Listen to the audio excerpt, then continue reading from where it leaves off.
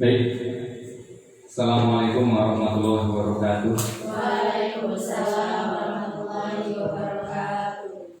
Alhamdulillahirabbil alamin. Asyhadu an la ilaha illallah wa asyhadu anna Muhammadan abduhu wa rasuluh sallallahu alaihi wasallam wa ala alihi wa ashabihi al-ba'd. Yang terhormat Bapak Kepala Sekolah SDN Banjar 4, yang saya hormati rekan-rekan guru SDN Banjar 4 dan rekan-rekan teman-teman dari mahasiswa PTD Rakyat. Pada kesempatan kali ini saya ingin menyebarkan pemahaman dan pengalaman penerapan budaya positif di SDN Banjar 4 ya. Yang selanjutnya akan dibuka dulu Bapak Sekolah akan memberikan sambutan ya, pada Bapak Budi, dipersilakan. Baik, terima kasih Pak Haji. Assalamualaikum warahmatullahi wabarakatuh.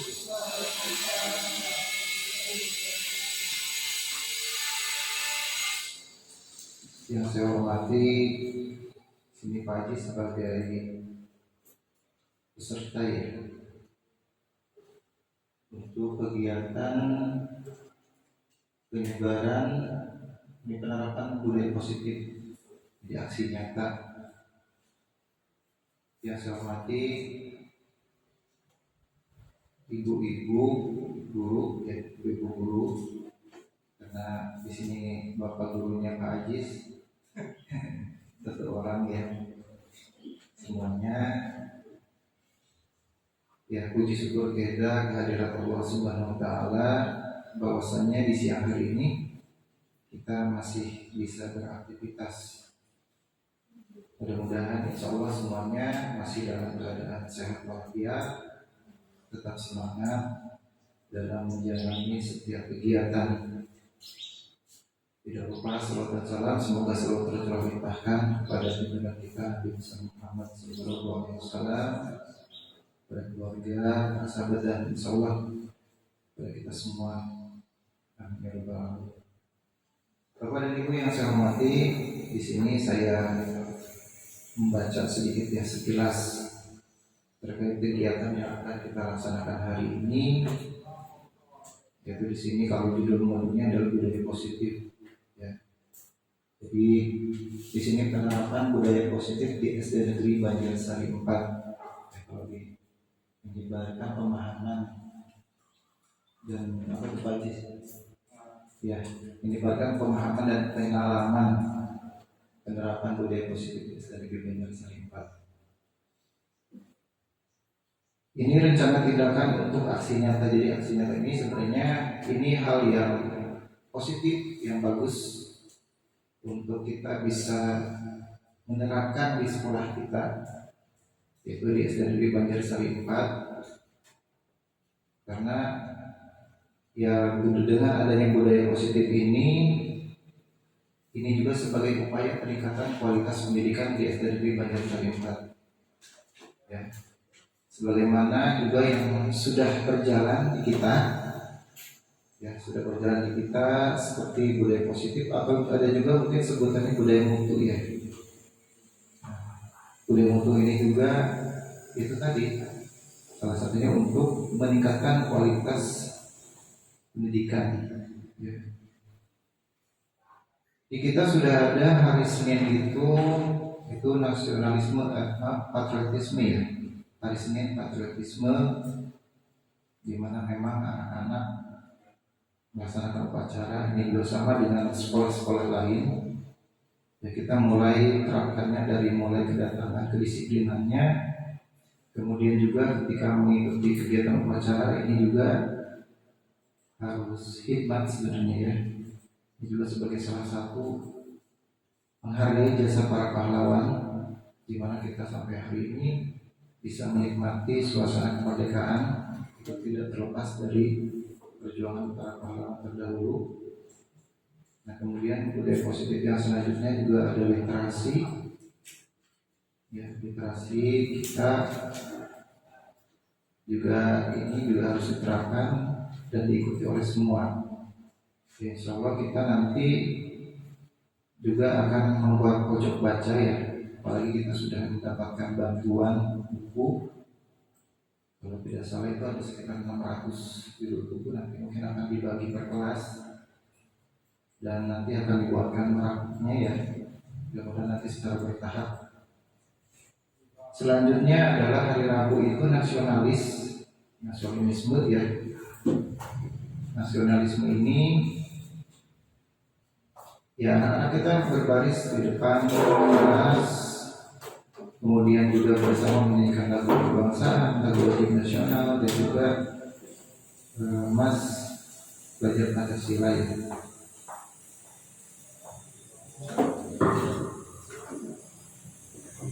Kemudian hari Kamis ya, budaya di kita adalah gotong royong. Gotong royong di mana antara peserta didik dan juga guru itu semuanya ikut serta. Di samping memang kita juga melaksanakan piket umum. Kalau piket umum mungkin hanya titik-titik tertentu ya, seperti mungkin perpus, kemudian juga toilet anak, kemudian juga bagian luar. Tapi kalau gotong royong itu lebih menyeluruh dan juga diikuti oleh seluruh siswa dari kelas 1 sampai dengan kelas 6. Nah, ini juga merupakan budaya positif yang memang harus didukung oleh semua ya.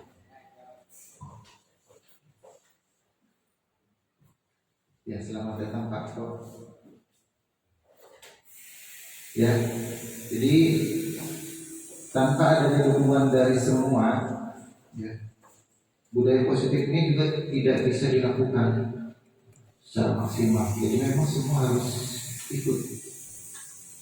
Dampaknya nanti ya akan dirasakan oleh kita juga. Oleh anak-anak kita juga sebagai pendidik.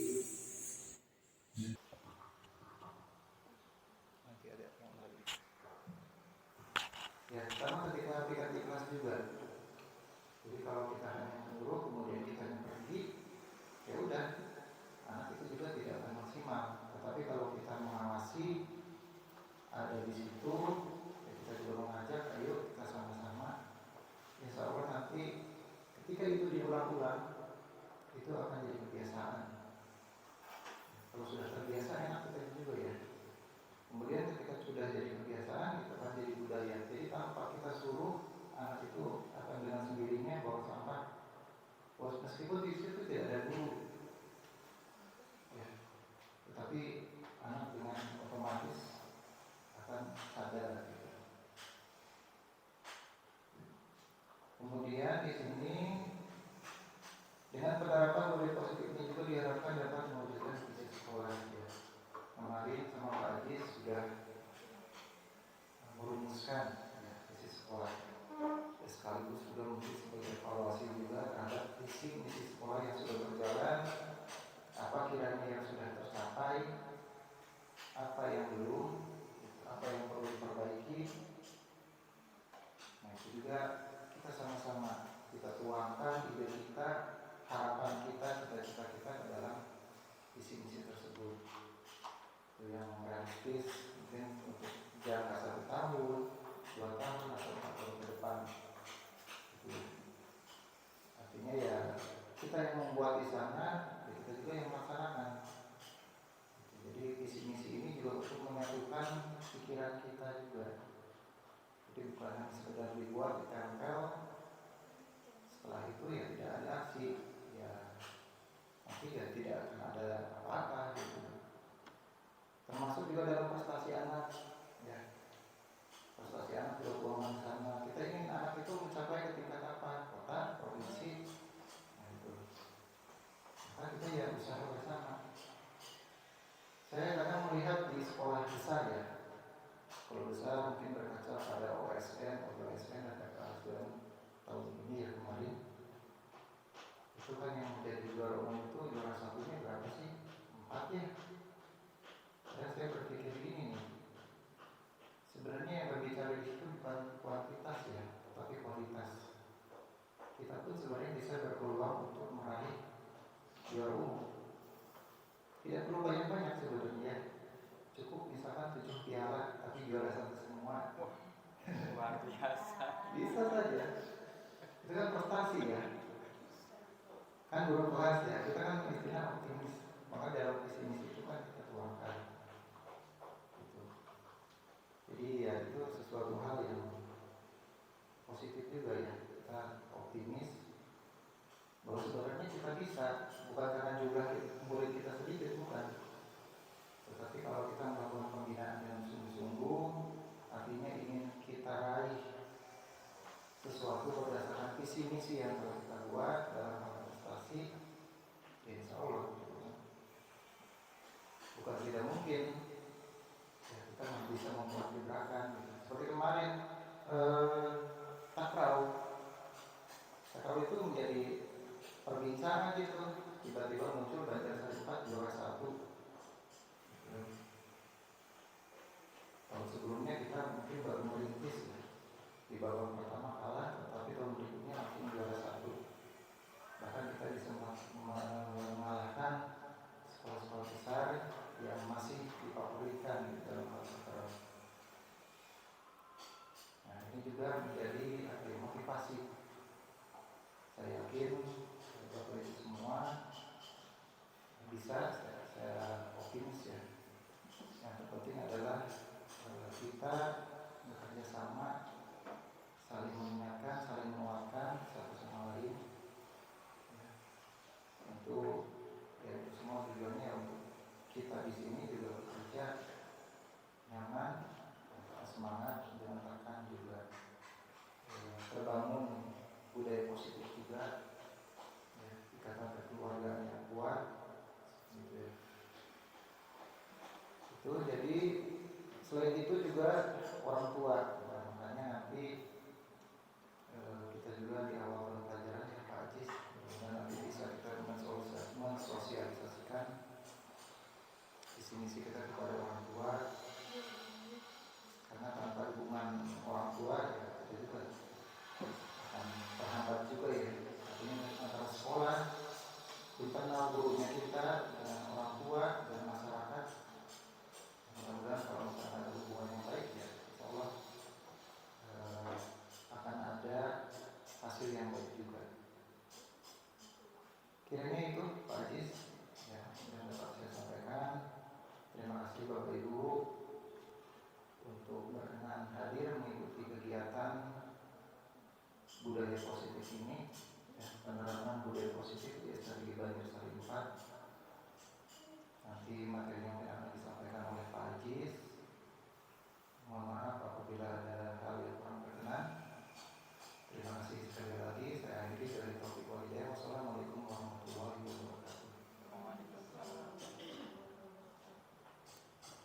Baik, terima kasih kepada Bapak Budi yang sudah meluangkan waktunya untuk bisa memberikan sambutannya. Baik, selanjutnya agar kita tidak tegang ya dan suasana lebih mencair, kayak es aja. Baik, kita mau coba speaking dulu ya. Ini sebenarnya sudah pernah saya berikan, cuman kita ulang lagi ya. Jadi nanti ditebak ya, silakan.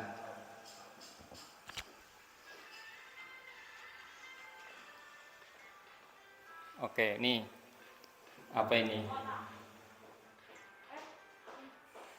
Ayo, kutil.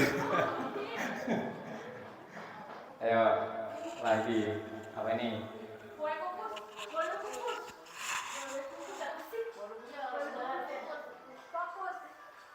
Iya, kue kukus. Ayo, yang ini gimana? Tenaga surya. Oke, lihat. Oke, benar. Yang ini apa?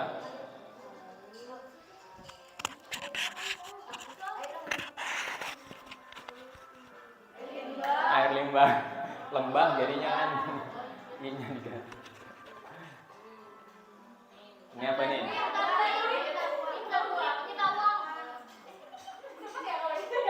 Minta uang.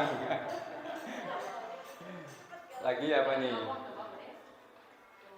Potongan harga. Ya, kita lihat. Kayaknya kalau sesuatu berhubungan Yeay. kalau yang berhubungan dengan uang begini. Ya. Ini apa nih?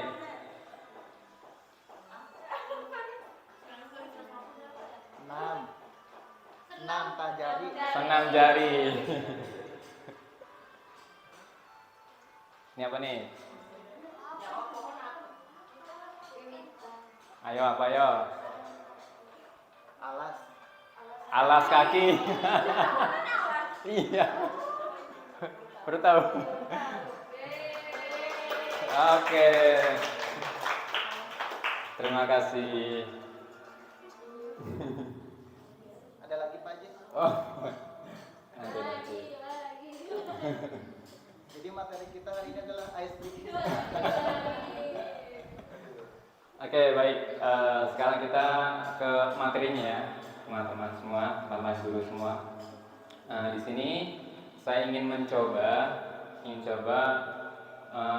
memberikan materi tentang budaya positif. Itu menyebarkan pemahaman dan pengalaman penerapan budaya positif di SDN Banjarsari 4. Tentunya pemahaman dan pengalaman ini sudah pernah kita lakukan, sudah pernah kita berikan, atau sudah mungkin setiap hari kita sudah bisa menerapkan budaya positif. Tapi tentang budaya positif ini, bentar. Ini ada apa?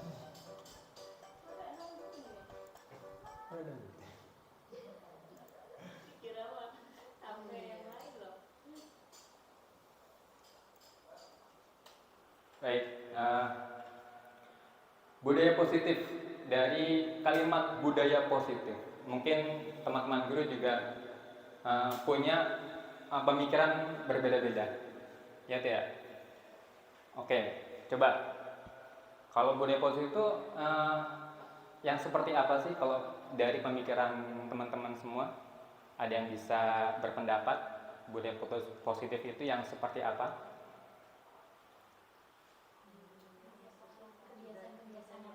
Kebiasaan-kebiasaan yang baik. Ya. Contohnya apa ya? Kerja bakti. Membuang sampah pada tempatnya. Betul? Bangun tidur langsung mandi. Membersihkan kelas. Menyanyikan lagu nasional. Ya. Itu ya. Yang penting intinya adalah positif, budaya positif. Oke. Baik, selanjutnya. Nah, di sini konsep utama modul budaya positif yaitu perubahan paradigma belajar, disiplin positif, kebutuhan dasar manusia, motivasi perilaku manusia, posisi kontrol restitusi, keyakinan kelas, dan yang terakhir segitiga restitusi. Selanjutnya, untuk perubahan paradigma belajar.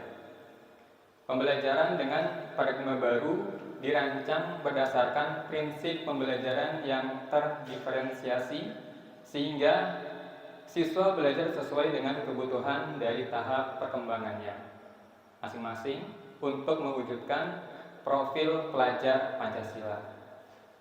Nah, profil pelajar Pancasila yaitu yang pertama beriman, bertakwa kepada Tuhan Yang Maha Esa dan berakhlak mulia.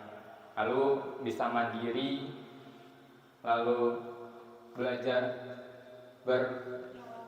bernalar kritis, kreatif, bergotong royong dan berkebinekaan global. Ya. Nah, pembelajaran yang terdiferensiasi. Nah, di sini kan eh, dulu dulu cara belajar kita, cara belajar guru-guru kita dulu dengan guru-guru yang sekarang itu pasti ada perbedaannya, ya. Yang dulunya itu pasti kalau melihat anak yang salah, udah tuh pernah apa tuh namanya penggaris melayang, pernah penghapus melayang. Kalau penggaris melayang kayaknya nggak mungkin. Maksudnya teplok gitu tuh, mukul ya. Itu kalau guru zaman dahulu dan keras gitu, cara pengajarannya keras. Nah di sini, insya Allah guru-guru sekarang kayaknya nggak mungkin guys kalau sifat atau perilaku guru-guru pada zaman dahulu diterapkan di zaman sekarang, itu yang ada bukan malah menjadi siswa yang rajin, malah jadi banyak polisi yang datang ke sekolah ya. Karena ya sudah datangnya itu untuk menghakimi malah jadinya ya. Padahal kita berkeinginan supaya murid kita itu menjadi anak yang disiplin seperti itu ya. Tapi kalau kita terapkan dari penerapan guru-guru yang dulu itu tidak masuk ya di anak yang sekarang. Dan juga pembelajaran berdiferensiasi adalah pembelajaran yang memberi keleluasaan pada siswa untuk meningkatkan potensi dirinya sesuai dengan kesiapan belajar, minat dan profil belajar siswa tersebut. Pembelajaran berdiferensiasi tidak hanya berfokus pada produk pembelajaran, tapi juga fokus pada proses dan konten atau materi yang kita ajarkan. Jadi kita itu ibaratkan sebagai petani ya. Kalau sekarang ini diibaratkan sebagai petani. Jadi kita merawatnya, memberi pupuk, kita membersihkan sekitarnya gitu kan. Sama saja kita itu diibaratkan sebagai petani. Jadi bagaimana nanti bisa menumbuhkan siswa itu menjadi diri yang berbeda-beda tapi unik gitu. Jadi semua siswa itu tidak bisa ditekankan dari satu aspek saja. Maksudnya kamu harus bisa matematika misalkan. Belum tentu yang lainnya bisa matematika ya. Atau mungkin kalau dalam olahraganya, karena saya belajar olahraga, saya mengajar olahraga, jadi semuanya harus bisa dribbling ya, harus bisa juggling, harus bisa misalkan shooting, harus benar, harus tepat ya. Tidak, pasti semuanya itu berbeda-beda. Dia bisa olahraga tapi dia di dalam pelajarannya kurang, atau dia bisa pelajarannya bagus, olahraganya kurang dan sebagainya. Nah, tugas kita sebagai guru itu bisa menebalkan kemampuan yang ada di dalam diri siswa tersebut gitu ya. Kalau berdiferensiasi selanjutnya, disiplin positif. Dalam budaya kita kata disiplin dimaknai menjadi sesuatu yang dilakukan seseorang pada orang lain untuk mendapatkan kepatuhan. Kita cenderung menghubungkan kata disiplin dengan ketidaknyamanan. Harus datang tepat waktu ya, misalkan tidak buang sampah sembarangan atau buang sampah pada tempatnya ya, itu termasuk ya, disiplin. Tapi kalau kita misalkan yang tidak membawa topi pada saat upacara disetrap misalkan. Nah, jadi kan kalau disiplinnya di situ itu membuat mereka tidak nyaman gitu kan. Ya.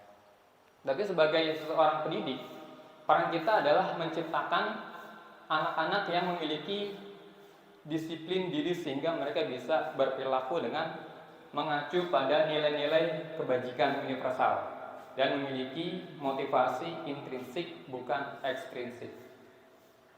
Dari disiplin positif ini kita menggali, ya, bahwasanya kita bisa menggali potensi dari siswa tersebut untuk bisa memiliki motivasi intrinsiknya dalam dirinya, bukan dalam luar ekstrinsiknya. Contohnya seperti apa?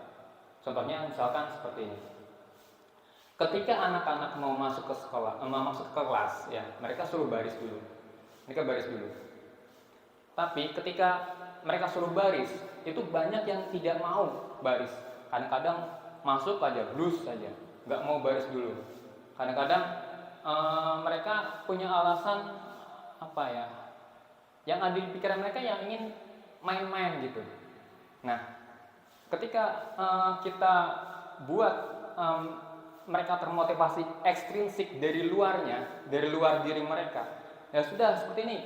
Kalau siapa yang bisa rapi, nanti akan bapak kasih bintang misalkan. Nah itu kan dari kemauan luarnya. Oh nanti kalau saya rajin, kalau saya bisa rapi barisnya, saya akan dapat bintang dari Pak Guru. Oh saya mau. Jadi rajin. Itu berarti contoh dari ekstrinsiknya, belum intrinsiknya, belum dari diri dalam dirinya. Nah, gimana kita bisa menjadikan motivasi intrinsik itu ada dalam diri siswa seperti apa? Nah, itu tergantung dari penyampaian cara kita. Siswa bisa termotivasi itu dalam dirinya. Jadi tidak usah disuruh-suruh lagi, tidak usah disuruh baris atau tidak usah disuruh piket lalu dia piket sendiri. Nah itu bagaimana caranya? Ya itu adalah diri kita yang tahu, seorang guru yang tahu bagaimana caranya bisa membangun motivasi intrinsik. Ya. Selanjutnya, kebutuhan dasar manusia: bertahan hidup, kasih sayang dan rasa diterima, penguasaan, kebebasan, kesenangan.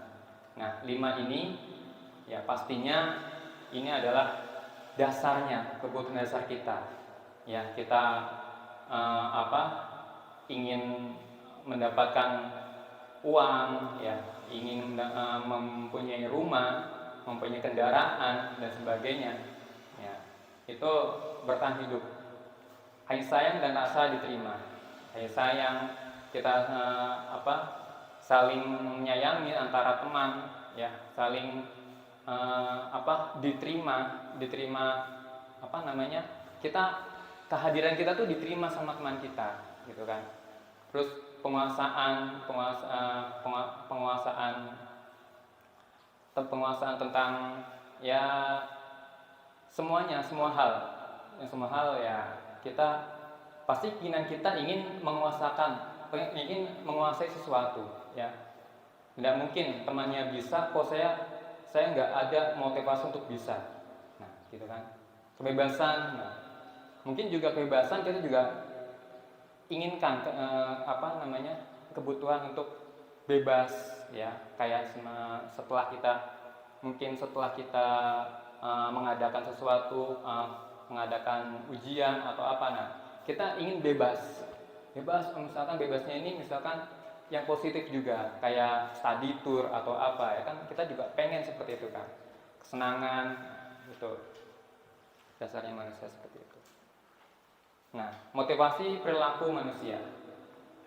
Motivasi merupakan dorongan yang timbul pada diri seorang secara sadar atau tidak sadar untuk melakukan sesuatu tindakan dengan tujuan tertentu, menghindari ketidaknyamanan dan hukuman. Nah, ketika kita menghindari ketidaknyamanan dan hukuman, murid melakukan disiplin diri karena ia takut dihukum. Hal ini merupakan motivasi intrinsiknya. Nah, mendapatkan imbalan atau penghargaan dari orang lain. Murid melakukan disiplin diri karena ia ingin mendapatkan imbalan. Hal ini merupakan motivasi ekstrinsik. Lalu, menghargai nilai-nilai kebajikan diri sendiri. Murid melakukan disiplin diri karena sadar akan kebajikan dirinya. Hal ini merupakan motivasi intrinsik. Nah, dari Mungkin ibu-ibu guru di sini, bapak ibu guru di sini pastinya pernah melakukan motivasi ekstrinsik ya, yang dari luar, misalkan memberikan penghargaan atau memberikan hadiah seperti itu ya. Itu pasti pernah memberikan seperti itu. Ya. Sepertinya dari motivasi ekstrinsik ini, bila kita lakukan sering kita lakukan, ini akan menimbulkan dampak yang kurang baik sebenarnya untuk diri siswa itu, atau mungkin bisa menimbulkan juga dari temannya itu yang tidak mendapatkan itu bisa merasa terkucilkan. Aduh, saya nggak pernah dapat hadiah dari Pak Guru, gitu kan. Nah, sebenarnya ada baiknya kita hilangkan, ya, ada baiknya. Tapi terkadang kita juga pengen memberikan itu ya. Jangan kalau ingin memberikan hadiah ya jangan jangan sering-sering gitu ya. Tapi diusahakan ya memberikan hadiah itu untuk untuk sesuatu yang bersama-sama, misalkan ada tahu tidak ada kegiatan atau memberi hadiah itu ya, itu nggak usah ya, jangan seperti itu. Jadi menimbulkan iri juga temannya ya. Lalu pendekatan restitusi, sebuah cara menanamkan disiplin positif pada murid. Yang pertama, definisi. Restitusi adalah proses penciptakan kondisi bagi murid untuk memperbaiki kesalahan ya, sehingga mereka bisa kembali pada kelompok mereka dengan karakter yang kuat. Ciri-cirinya, yang pertama itu bukan untuk menebus kesalahan, melainkan belajar dari kesalahan. Nomor 2, memperbaiki hubungan. Yang ketiga, merupakan sebuah tawaran dan bukan paksaan.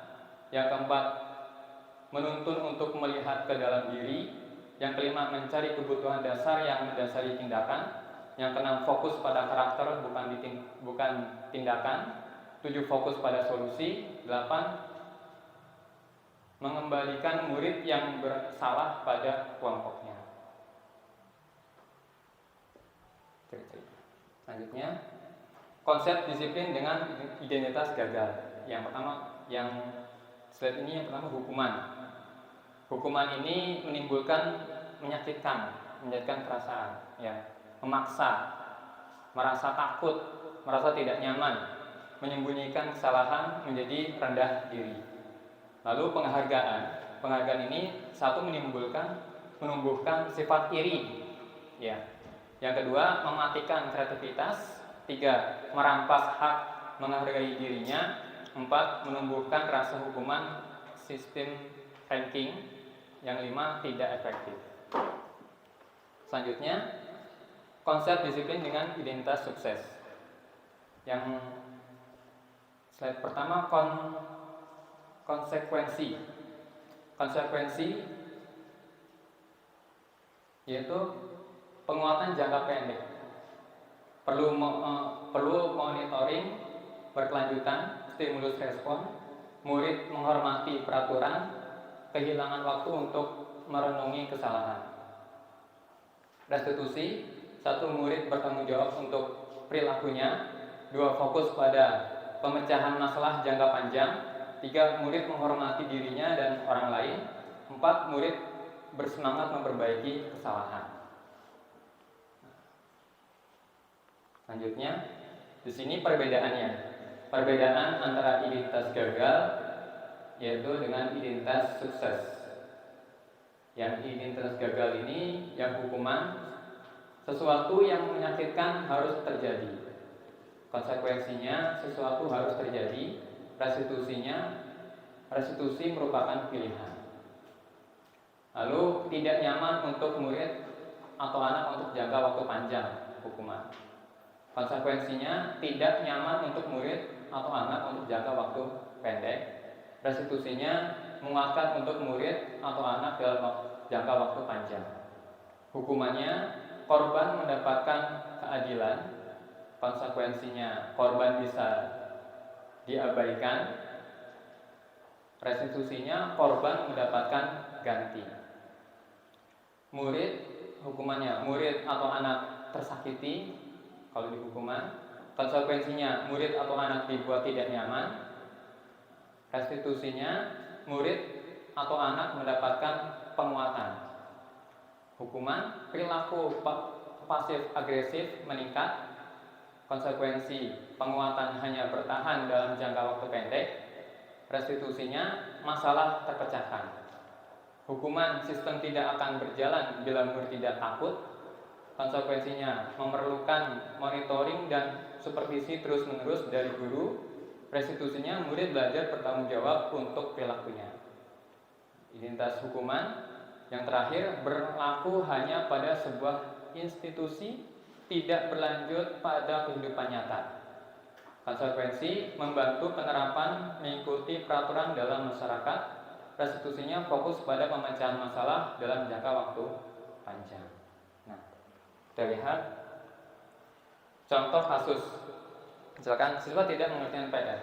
Hukuman, guru menghukum siswa tersebut dikeluarkan dari dalam kelas dan disuruh berlari mengelilingi lapangan upacara. Guru marah, murid menjadi takut. Konsekuensinya, guru memberikan konsekuensi untuk mengerjakan PR-nya pada saat jam istirahat. Gurunya tegas, murid menghormati peraturan. Restitusi, guru menanyakan kelas atau dirinya dan membantu siswa menyelesaikan masalahnya. Gurunya terbuka kepada siswa, murid menghormati dirinya dan orang lain. Selanjutnya, 5 posisi kontrol restitusi. Penghukum, ya. Seorang penghukum bisa menggunakan hukuman fisik maupun verbal. Orang-orang yang menjalankan prinsip penghukum senantiasa mengatakan bahwa sekolah memerlukan sistem atau alat yang dapat lebih menekankan murid-murid lebih dalam lagi, lebih disiplin lagi. Ya. Pembuat rasa bersalah. Yang kedua, pada posisi ini biasanya guru akan bersuara lebih lembut. Pembuat rasa bersalah akan menggunakan keheningan yang membuat orang lain merasa tidak nyaman, bersalah atau rendah diri.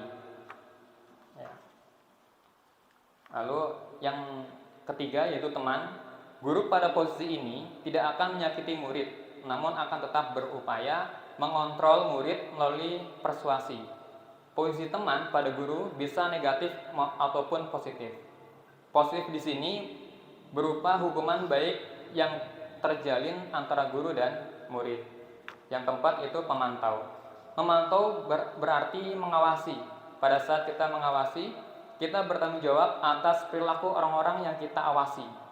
Posisi memantau berdasarkan pada peraturan-peraturan dan konsekuensi. Nah, yang terakhir yaitu adalah manajer. Manajer adalah posisi di mana guru berbuat sesuatu bersama dengan murid, mempersilahkan murid mempertanggungjawabkan perilakunya, mendukung murid agar dapat menentukan posisi atau solusi atau permasalahannya sendiri. Ya. Seorang manajer telah memiliki keterampilan di posisi teman maupun pemantau. Dan dengan demikian bisa jadi di waktu-waktu tertentu kembali kepada kedua posisi tersebut bila diperlukan. Namun, bila kita menginginkan murid-murid kita menjadi manusia yang merdeka, mandiri dan bertanggung jawab, maka kita perlu mengacu pada restitusi yang dapat menjadikan murid kita seorang manajer bagi dirinya sendiri. Oke. Selanjutnya, contoh penerapan 5 posisi kontrol.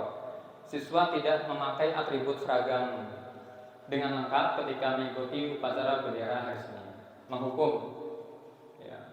Patuhi aturan sekolah lalu berdiri di depan barisan. Membuat rasa bersalah. Berapa kali ibu guru sudah mengingatkan, bu guru kecewa sama kamu. Itu kalimatnya.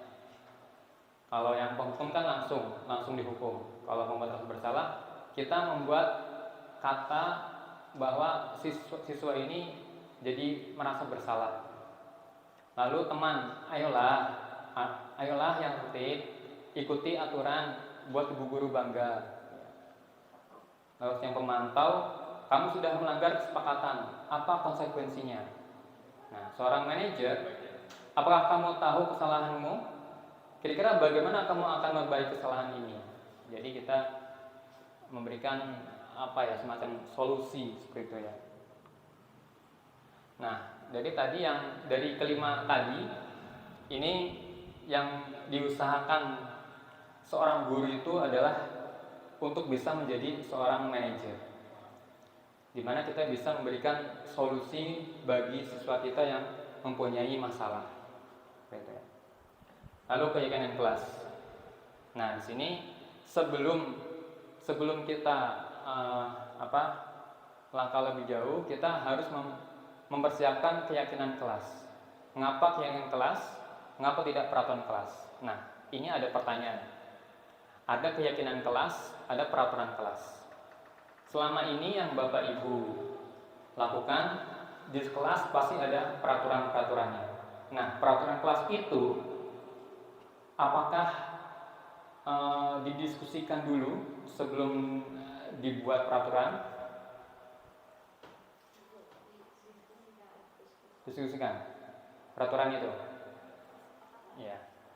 Kalau yang namanya peraturan itu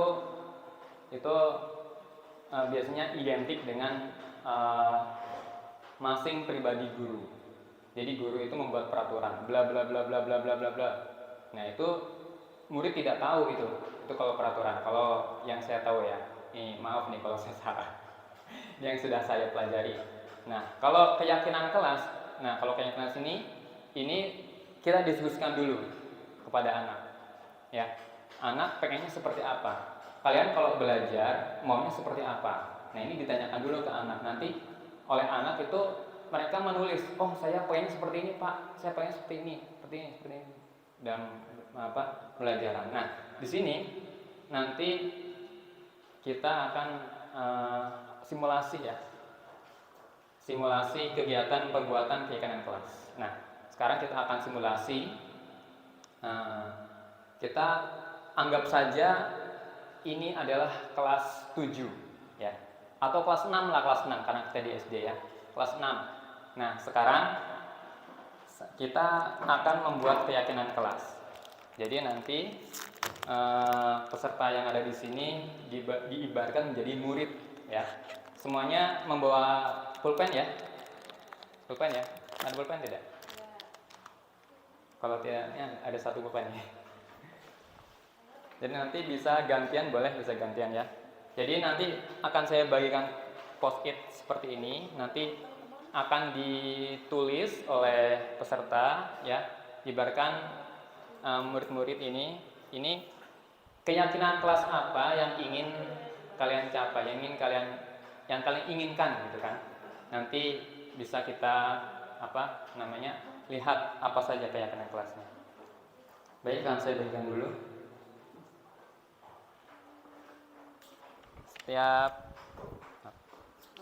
Oke. Bebas ya, mau berapa? Mau bikin 3, 4, 5, bebas ya. Ini yang ingin Bapak Ibu inginkan, pembelajaran yang seperti apa, suasana kelas yang seperti apa.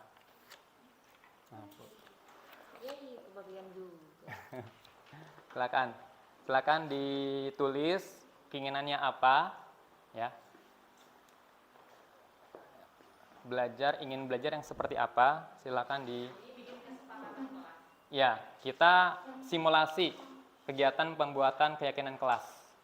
Yang pertama kan berdiskusi tentang peraturan. Nah, kita di sini ibu-ibu bisa istilahnya peserta ini bisa menuliskan keinginan untuk belajar ini, suasana kelasnya inginnya seperti apa gitu.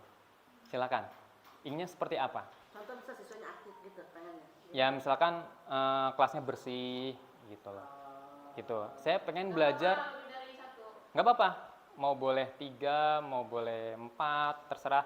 ya minimal 3 atau 2 lah, minimal jangan 1 gitu. Biar bisa apa namanya, kita bisa nanti melihat yang mana keinginan apa ya, sebenarnya apa sih yang kita inginkan gitu loh. Apa sih yang kita inginkan ketika kita belajar tuh, pengennya suasananya gimana gitu, kelasnya itu tuh gitu. Gitu loh. Pengennya yang seperti apa gitu. Coba kita sekarang simulasi biar tidak mendengarkan saja ya.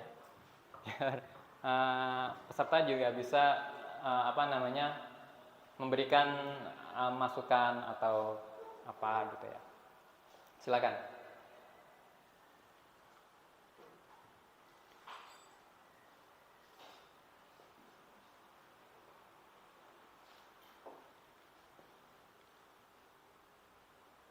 Ya. Bebas ya, bebas. Mau apa saja bebas, terserah ya, peserta, terserah mau yang seperti apa peraturan yang ingin peserta ini inginkan ketika menjadi seorang guru. Saya di kelas tuh pengennya seperti ini loh, gitu loh. Kalau misalkan kalau kita sama anak, berarti anak tuh pengennya apa sih? Kalau kita belajar mengajar di kelas tuh, anak tuh pengennya gimana gitu tuh? Pengennya yang seperti apa sih pembelajarannya gitu kan? Yang ruang kelasnya yang seperti apa gitu? Yang ya gimana lah gitu kan? Kalau sudah bisa dikumpulkan, oke baik, 1 sudah ada Bu Dewi. Oke, Bu Dewi sudah ada. Oke, terima kasih Bu Desti. Ya, udah, yang lainnya.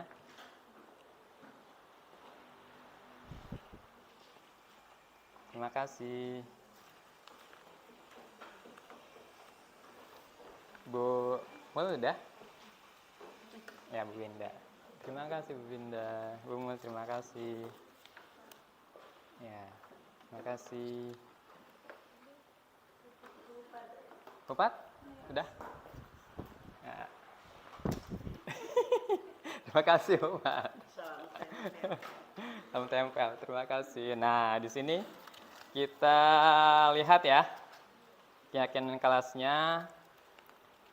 Menginginkan kelas yang nyaman dan tentram. Tentram? Ya. Siswa aktif dalam pembelajaran. Ruang kelas yang adem yang memiliki sirkulasi udara yang sejuk. Ya. Ini mah luar biasa ya. Saya tempel di sini ya. Oke. Keyakinan kelas. Lalu kelas yang bersih sehingga bisa membuat nyaman dalam belajar. Sarana prasarana yang mendukung. Oke, bagus. Ini sebenarnya peserta ini diibaratkan sebagai murid ya. Sebagai murid yang ingin belajar. Jadi bukan sebagai guru sebenarnya. Tapi nggak apa-apa. Iya, sebagai murid. Keyakinan kelas yang di sini kelas yang tentram, kelas yang menyenangkan, guru dan siswa aktif, kelas yang bersih, memiliki kelas yang sirkulasi udaranya sejuk. Wih, mantap.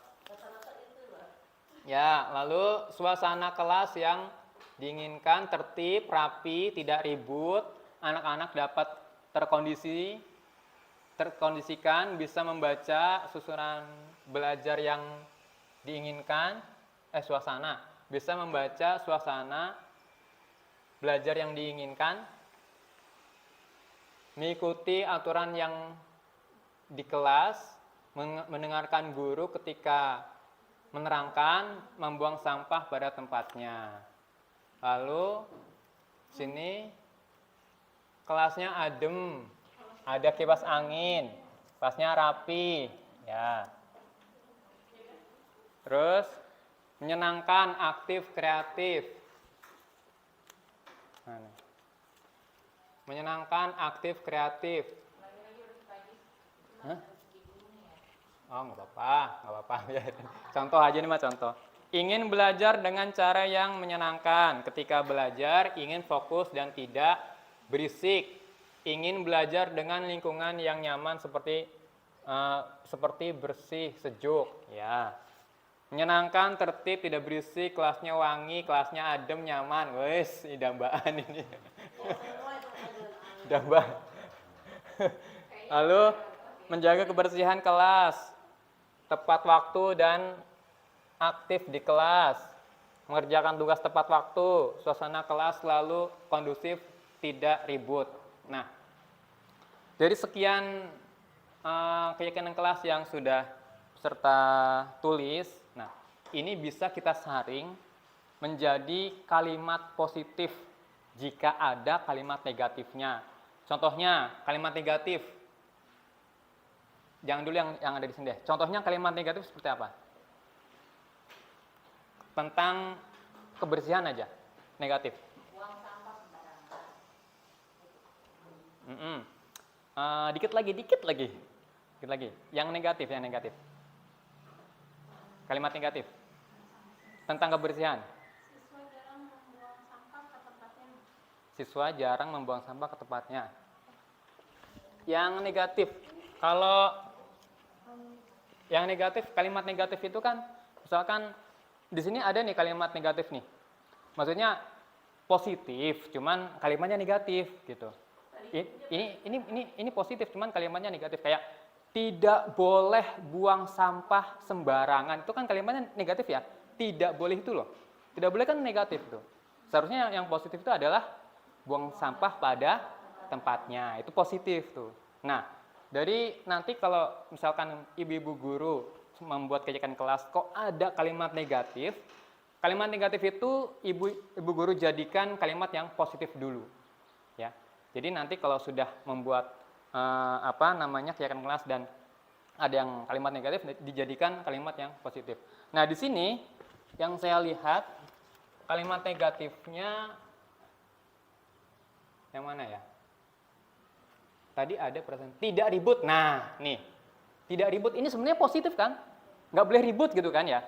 Tidak ribut. Tapi ini kalimat negatif, tidak ribut ini. Nah, seperti apa kalimat positifnya? Harap tenang. Bagus, Budesti. Ada lagi? Ada lagi? Kalimat positifnya? Tenang keributan? Tidak boleh, tidak bisik, jangan bisik. Itu kan kalimat negatif ya. Kalimat positifnya tadi harap tenang, bisa. Ya. Lalu ada lagi tidak berisik, ada lagi nih tidak berisik, kelas wangi, kelasnya adem, nyaman, tertib. Apalagi di sini yang kalimat negatif nih. Nanti ketika Bapak Ibu membuat suatu keyakinan kelas itu bisa diterapkan. Jadi ketika ada siswa yang menuliskan kalimat negatif bisa dijadikan kalimat positif. Ya. Jadi sebelum Bapak Ibu itu melakukan pembelajaran, ini biasanya harus membuat keyakinan kelas dulu. Agar supaya nanti siswanya ini ketika dia berbuat kesalahan, ini akan mengingat, oh keyakinan kelas saya seperti ini. Kayak misalnya gini, tidak boleh makan pada saat belajar, gitu kan? Berarti kan itu kalimat negatif ya, dijadikan kalimat positif menjadi gimana jadinya kalau tidak boleh makan di kelas? Makan di luar ruangan. Iya, bagus ya, pinter. Hah? Makan ketika istirahat tuh, ya masuk, tuh kan? Ya, jadi ya seperti itu ya. Ada gambaran ya, ada gambaran ketika kita membuat suatu keyakinan kelas ada gambaran ya. Oke.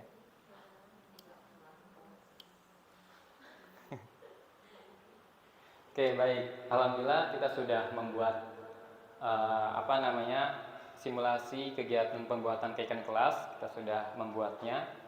Nah, selanjutnya segitiga restitusi. Nah, di sini ketika kita sudah membuat keyakinan kelas, nah, kita ketika menangani suatu masalah harus memakai segitiga restitusi. Nah, segitiga restitusi ini yang pertama adalah menstabilkan identitas. Yang kedua, validasi tindakan yang salah. Yang ketiga, menanyakan keyakinan. Dalam menstabilkan identitas, ya, kalimat yang kita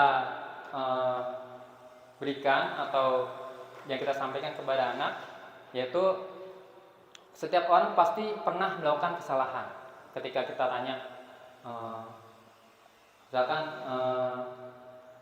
Binda, tadi Bapak melihat kamu berkelahi dengan Arif. Itu kenapa gitu? Terus, iya Pak, misalkan tadi saya diledekin sama Arif, jadi Arif saya dorong, saya ribut sama Arif. Lalu, iya, pasti semua orang pasti pernah melakukan kesalahan. Nah, seperti itu. Jadi ada kalimat untuk si anak ini untuk menstabilkan identitasnya. Oh iya, saya juga pernah berbuat salah gitu kan. Guru juga pernah berbuat salah. Nah, mungkin dengan kalimat lagi, kamu bukan satu-satunya yang melakukan ini.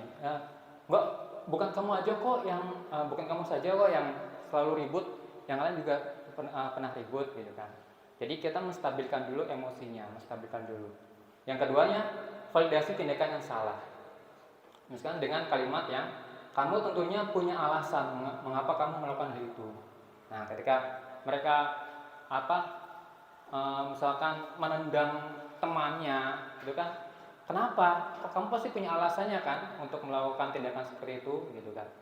Oh iya Pak, alasan saya tadi karena ulangan saya disobek Pak sama dia, jadi saya tendang orangnya, gitu kan?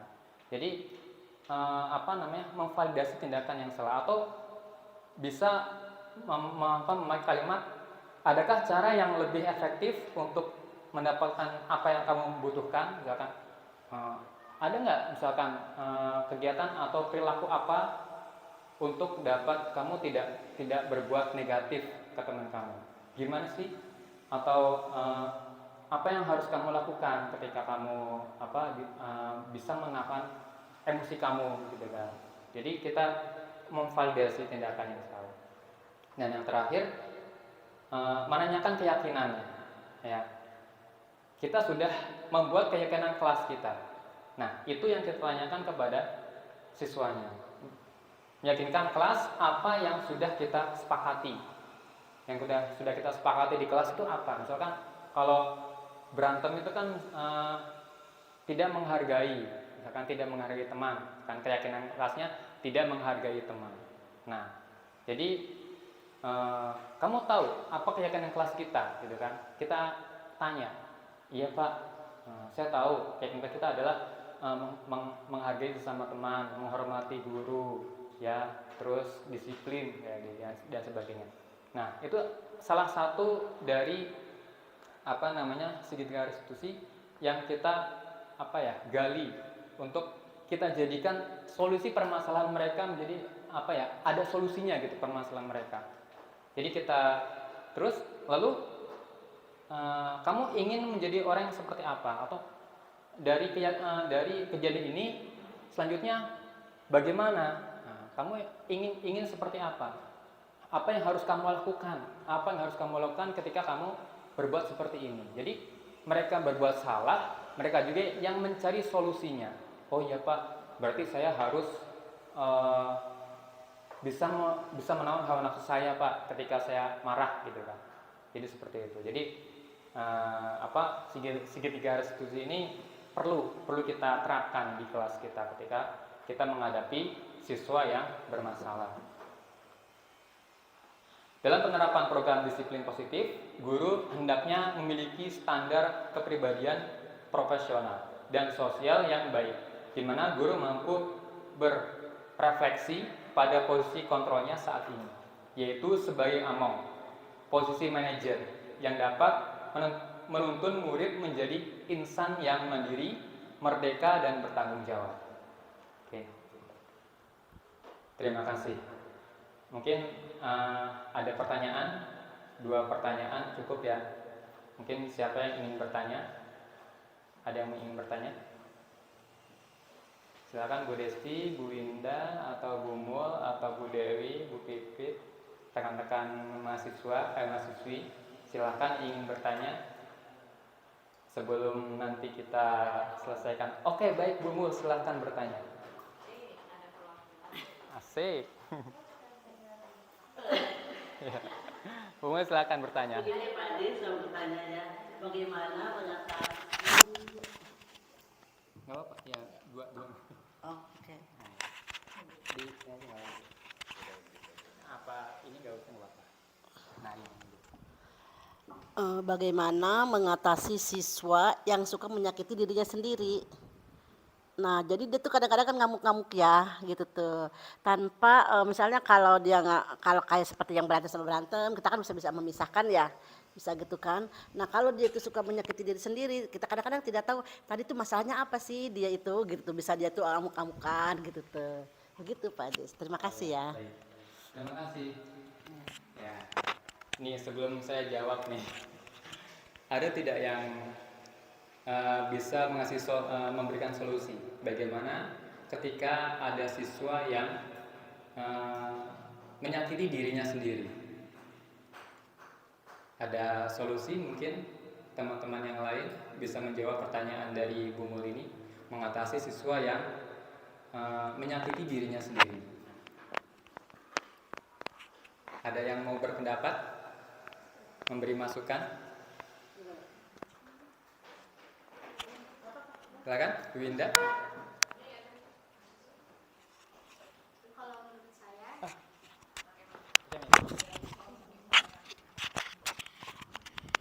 kalau menurut saya pribadi ya Bu ya.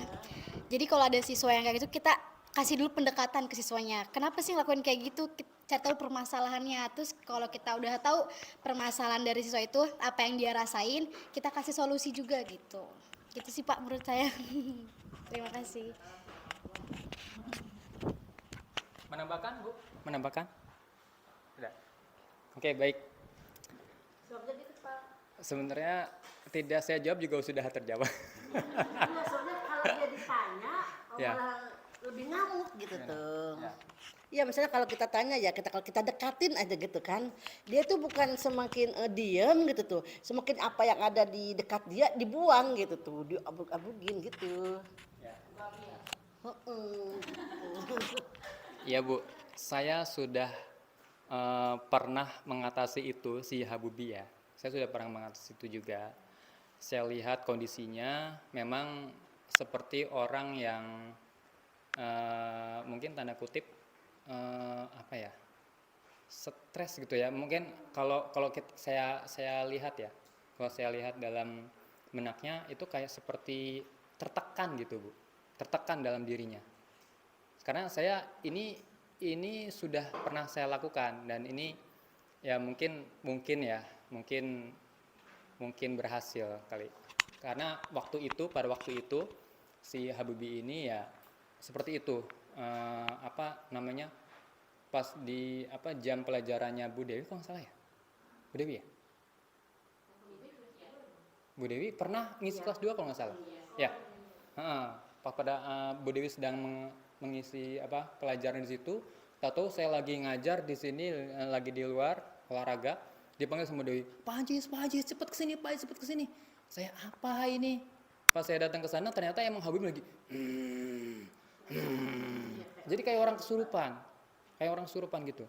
Jadi saya baik-baikin, saya datangin, saya usap-usap dulu ininya, pundaknya saya usap-usap, saya lap-lap dulu keringatnya, saya lap-lap dulu. Jadi saya dekati dulu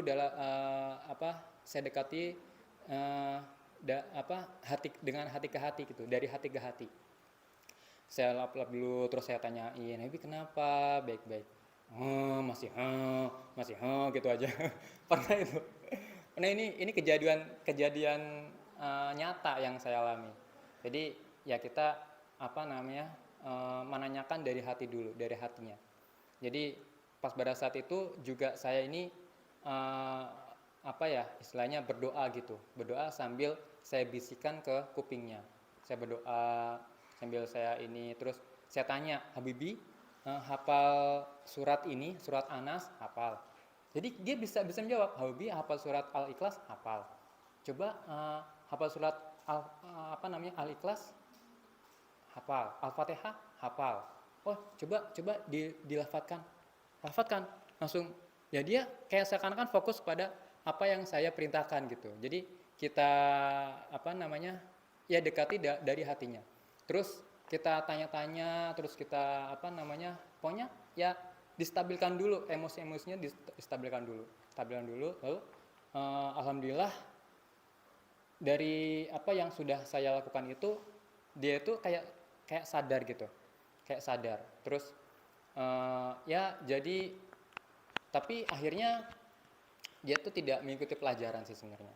Jadi akhirnya dia pada waktu itu karena juga jam juga sudah agak siang, jadi dia pulang.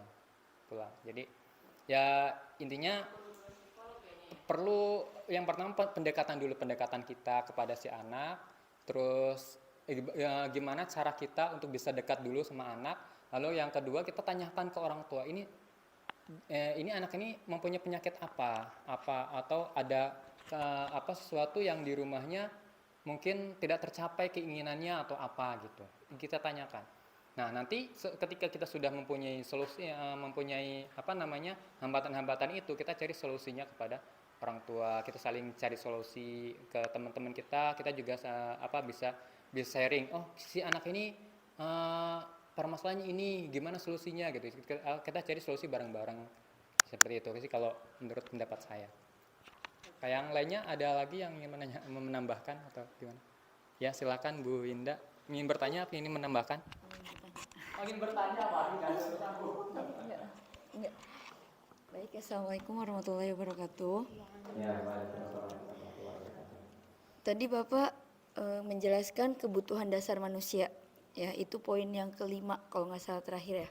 Ya. Nah, yang pertama kan bertahan hidup, yang kedua kasih sayang dan rasa diterima si anak, dan ketiga penguasaan, keempat kebebasan, dan kelima kesenangan. Nah, bagaimana ketika ada seorang anak yang merasakan jauh dari orang tuanya namun bisa bertahan hidup gitu kan, sedangkan dia hidupnya bersama bapaknya gitu kan. Nah ketika di rumah itu dia kurang perhatian, sedangkan dia nyari perhatiannya di sekolah gitu kan.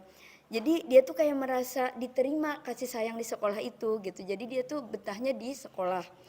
Nah dan dia itu kebebasannya kalau di rumah sudah sangat luar biasa ya kalau bebas gitu.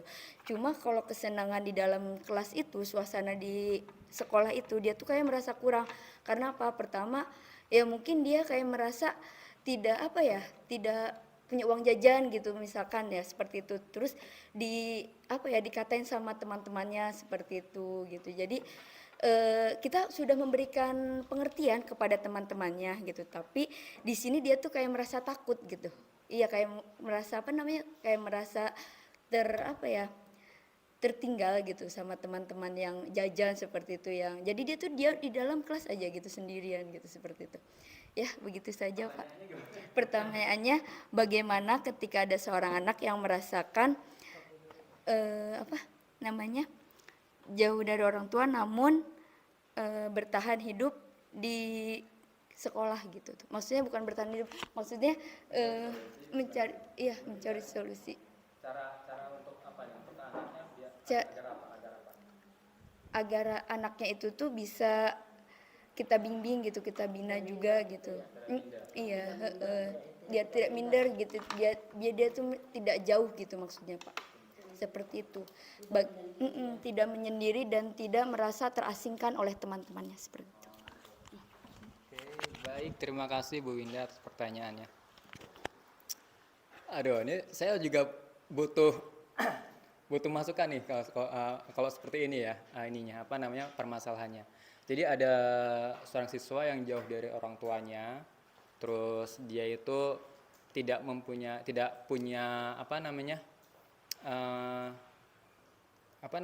tidak dekat ya. Jadi di rumahnya itu sama siapa dia di rumahnya? Sama bapaknya. Orang tuanya, bapaknya bukan? Iya, orang tuanya berarti sama bapaknya, orang tuanya juga ya berarti ya. Oh, dia merasa jauh. Ya. Merasa jauh dengan orang tua, Oh, merasa jauh ada tapi seperti tidak ada seperti itu ya.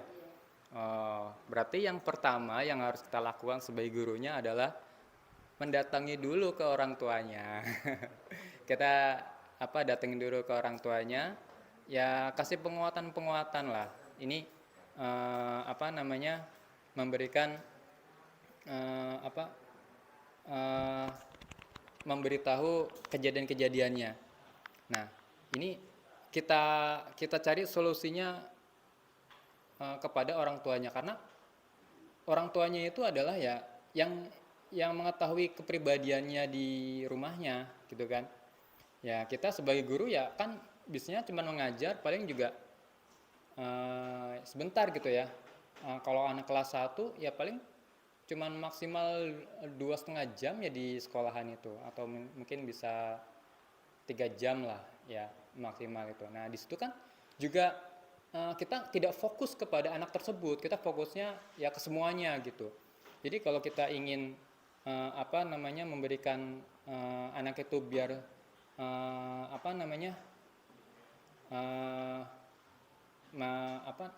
akrab dengan temannya, ya kita yang pertama itu kita ini ke orang tuanya dulu, kita gali ke kepribadian anak tersebut ke orang tuanya dulu. Gimana anak ini sebenarnya gimana sih di rumahnya, ngapain aja gitu kan, atau apa sih kelakuan di rumahnya ketika berada di sekolah kok seperti ini gitu kan. Ya intinya kita berdiskusi kepada orang tuanya, memecahkan masalah si murid ini agar si murid ini bisa bisa membaur gitu ya, membaur ke temannya. Nah terus juga selain ke orang tuanya, si murid ini kita dekati juga ya, seakan-akan seperti kita mendekati anak kita sendiri. Ya seperti apa sih kalau kita mendekati anak sendiri kan, jadi kita berbuat baik, kita membuat nyaman dia untuk bisa mengeluarkan pendapatnya gitu kan. Nah di situ kan nanti si anak bisa memberikan istilahnya keinginan yang ada di dalam dirinya. Pak, Bu, saya tuh sebenarnya kayak gini, terus nanti bisa teman-temannya ketika kita sudah mendapatkan informasi dari seorang anak itu, nah teman-temannya ini harus bisa saling saling membantu. Gimana caranya si anak ini bisa menyatu gitu, bisa bermain bersama gitu kan. Jadi selain kita bisa mendekati seorang anaknya itu, nah kita juga bisa membawa teman-temannya ini supaya bisa bekerja sama dengan kita gitu. Jangan kita fokus ke anak itu tapi kita teman-temannya didiemin aja. Teman-temannya tidak diberitahu bahwa si fulan, si ini itu pengen berteman, pengen menyatu gitu kan. Jadi jangan kita fokus ke anaknya tapi ke teman-temannya tidak. Jadi ya semuanya, dari orang tuanya, dari diri anaknya, terus teman-temannya juga dikasih bimbingan, dikasih motivasi, anaknya dikasih motivasi dan sebagainya. Nah di situ kan kita bisa bisa mungkin mudah-mudahan bisa merubah si anaknya. Nah, mungkin dari saya seperti itu. Kalau misalkan ada dari teman-teman yang ingin menambahkan, boleh silakan, untuk mengatasi siswa yang istilahnya jauh dari orang tua, ramai terus merasa sepi gitu ya. Seperti apa? Bu Desi mungkin bisa menambahkan? Boleh, silakan Desi. Bismillahirrahmanirrahim. Ya mungkin tadi itu salah satunya yang bisa kita lakukan adalah sebagai guru tetap komunikasi sama orang tuanya, kita membuka jalan antara anak yang kita tahu di sekolahnya bagaimana sama orang tua yang ada di rumah. Karena nggak sedikit orang tua yang nggak tahu anaknya di sekolah itu kayak apa gitu. Karena mereka menganggap ketika di rumah anak saya kayak gini, padahal ternyata di sekolahnya itu sangat berbeda jauh. Nah itu yang pertama, membuka jalan bersama orang tua. Yang kedua, ketika kita sudah tahu begitu kondisinya, maka yang bisa kita lakukan adalah jadi teman buat dia gitu. Jangan sampai ketika di sekolah dia merasa tidak ditemani, kita sebagai guru juga nggak hadir buat dia secara fisik maupun secara hati. Itu walaupun cuman kayak dari jam 7 sampai jam 10 atau nggak sampai jam setengah 10, seenggaknya kita mendengar gitu ketika dia berbicara atau ketika dia minta pertolongan, minta bantuan sekecil apapun. Kadang biasanya anak-anak yang begitu tuh lebih sensitif. Kalau kayak kita dia mau nilai aja, ketika kita abaikan sedikit itu pasti dia kerasa sama dia. Nah makanya usahakan lebihin sedikit perhatiannya untuk anak itu gitu. Mungkin cukup sekian, terima kasih. Baik, terima kasih Bu Desti. Mungkin gimana Bu Winda, sudah terjawab? Sudah terjawab? Alhamdulillah sudah terjawab. Mungkin ada lagi yang ingin bertanya atau ingin memberi masukan atau ingin sharing juga, silahkan yang ingin sharing juga tentang budaya positif. Sudah? Sudah tidak ada? Sudah tidak ada ya? Baik, kalau sudah tidak ada, terima kasih teman-teman semuanya, teman guru semuanya sudah mengikuti acara ini dari awal hingga akhir. Mohon maaf dari saya apabila ada kekurangan saya, ya apabila cara penyampaian saya kurang greget atau gimana ya. Saya minta maaf yang sebesar-besarnya. Mungkin dari saya cukup sekian. Akhir kalam. Assalamualaikum warahmatullahi wabarakatuh.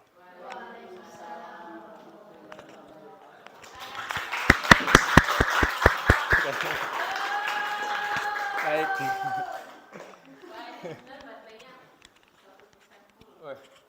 Oke. Udah, ibu-ibu silakan kalau